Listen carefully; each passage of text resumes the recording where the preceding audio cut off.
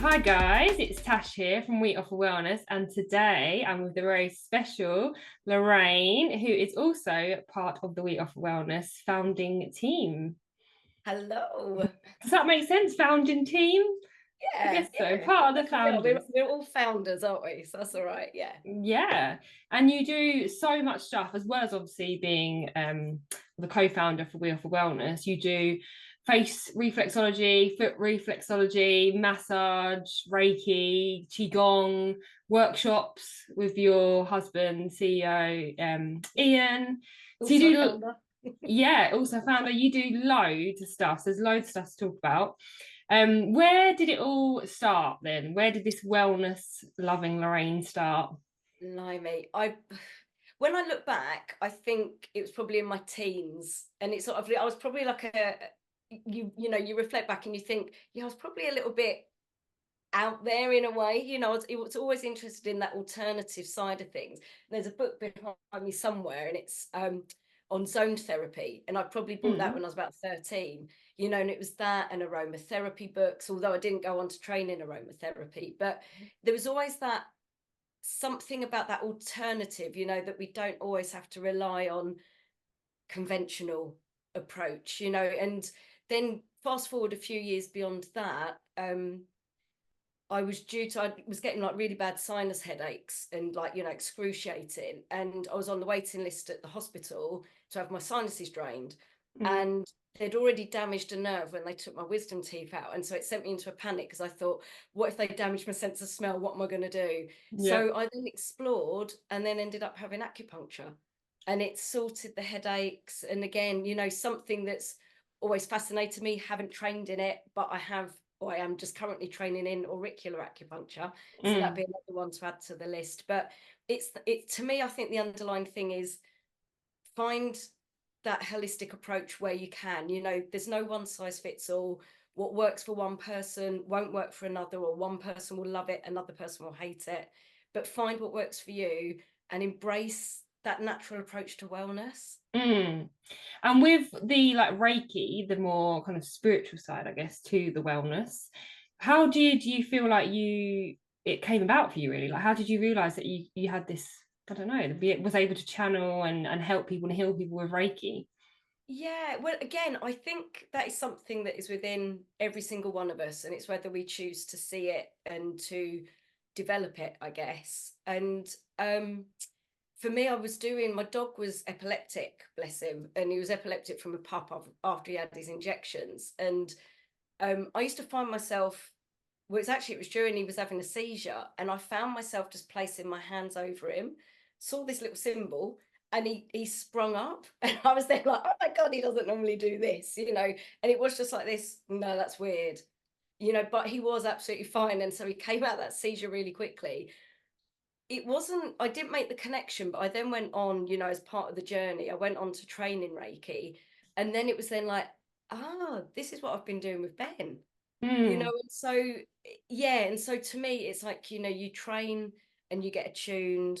But I do think it's something within us. We've all got that ability. We can all sense energy if we choose to. And it's just that by being attuned and working at sort of like those different levels through like the stages of Reiki, and as you constantly use something, it's sort of like the neurons, isn't it, in your brain, that Mhm. you build that stronger connection. So the more that you're using Reiki or in this world of holistic wellness, you're more sensitive to. And I absolutely love working with Reiki.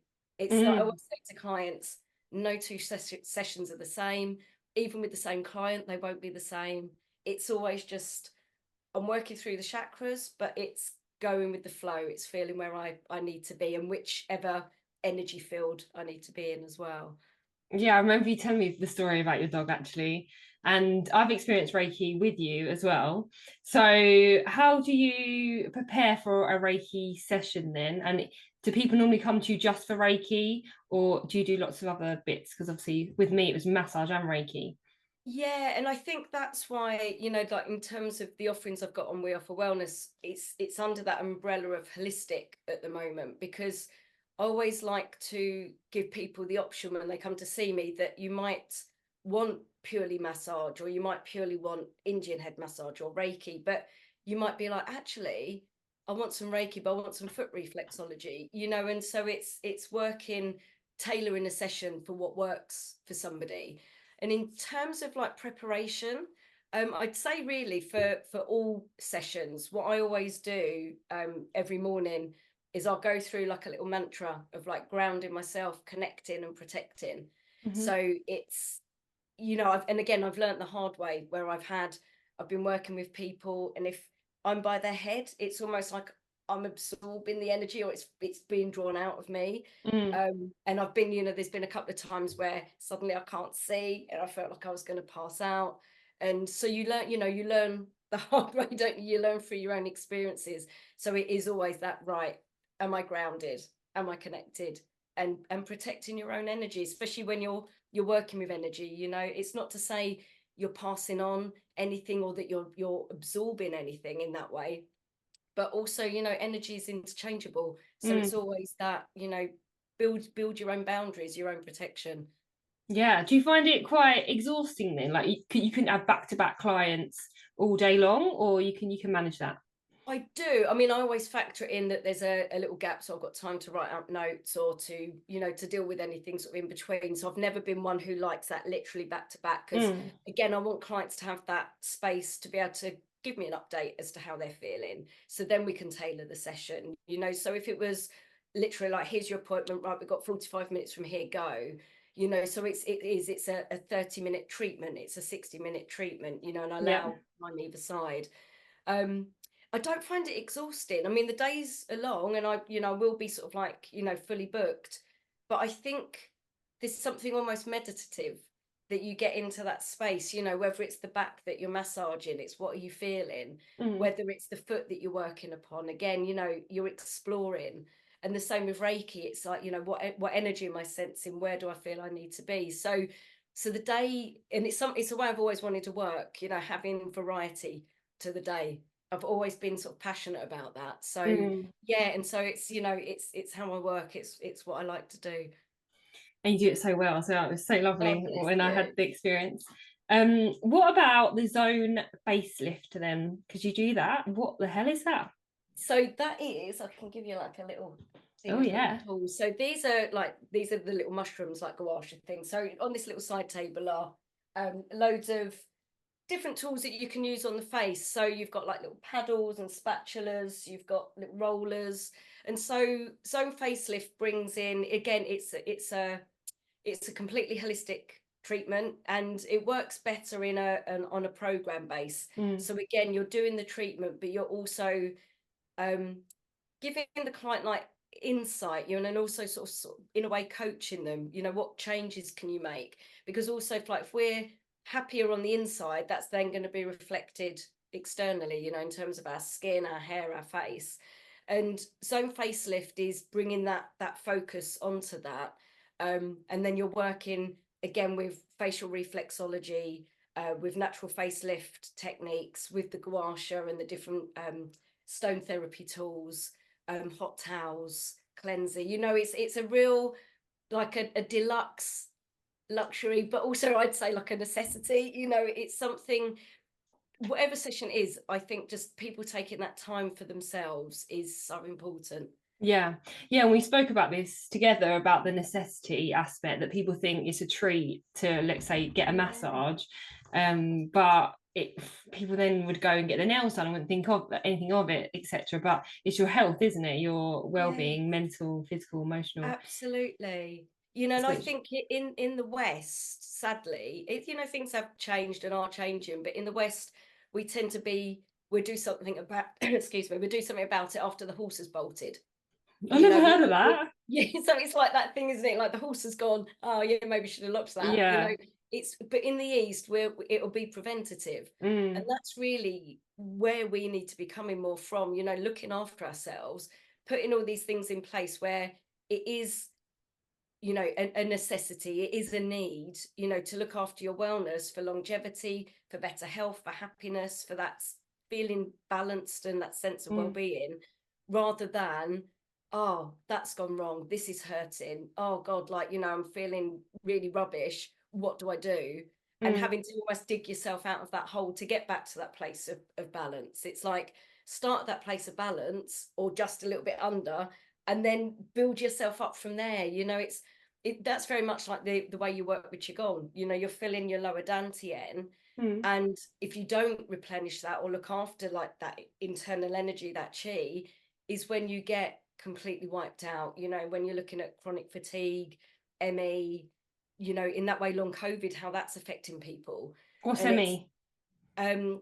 oh god, it's basically it's like chronic fatigue. It's Okay. oh, I can't think of the thing. It's like something like myoencephalitis thing. Yeah. It's basically it causes this extreme fatigue, body tiredness, mental tiredness, where people are bedridden. You know, that they've got no energy at all. And you know, in these conditions, especially with COVID, where people have got long COVID, it's a similar type of thing, you know, that exhaustion feeling. But people can get that just in their day-to-day life, just by being busy, by not stopping and pausing, you know. And so it's, yeah, I'm really passionate about it, you know. I just think it's so important to live a life of balance, you know. Yeah. Don't, you know, go out and have fun, there's nothing wrong with that, but balance that out with some quieter time, more nurturing time. Would you like to speak a little bit about Qigong if people have never heard of it? You mentioned it a little bit Yeah, about the lower dantian. I'm probably saying it wrong. Is yeah, the that the lower stomach dantian. area? Yes. So you've got you in Qigong, you've got your lower dantian, your middle dantian, and your upper dantian. So it was sort of like reflect with like your sacral chakra, your heart chakra, and your crown chakra, you know. And so you've got different ways of reading the energy and look at the energy, you know, and everything is energy, you know, and we're born with this life force, and say like, you know, a full pot, say, and that, you know, we then go through life, and we might be burning the candle at both ends. We might have a lot of stress, especially emotional stress, I feel, drains people more than just being physically busy and that sort of stress. And each thing, if you think of that almost like a leaky tap, that it's just drip, drip, drip, drip, drip. So this full reservoir would start going down, down, down. And then we might then have something extremely stressful, some like life crisis going on, or something that we find stressful. And that's going to, you know, it's almost like the tap goes on full force, and then we've got no energy. And so we always want to make sure that we're looking after that internal energy. And Qigong is just a beautiful way of working really gently. You know, you're working with your breath, you're working with the movements, and it just allows you to connect within, you know, listening to what's going on, you know, how do you feel physically. And when the body's more relaxed, I always say to sort of attendees, like, you know, try and be as loose and move as freely as possible, because then the energy can flow. And that's when you really get that tangible feeling that you're holding this energy ball or this energy around you, you know. And it's a beautiful feeling when people allow themselves to get in that space. So it's, you know, it's probably one of the lesser well-known things. You know, you've obviously got yoga, and people have heard more like of Tai Chi. Myself and Ian, we don't teach Tai Chi form, just because, again, we find that people are then in their heads too much, thinking, what's the next step? What have I got to do? It's beautiful, though, to do.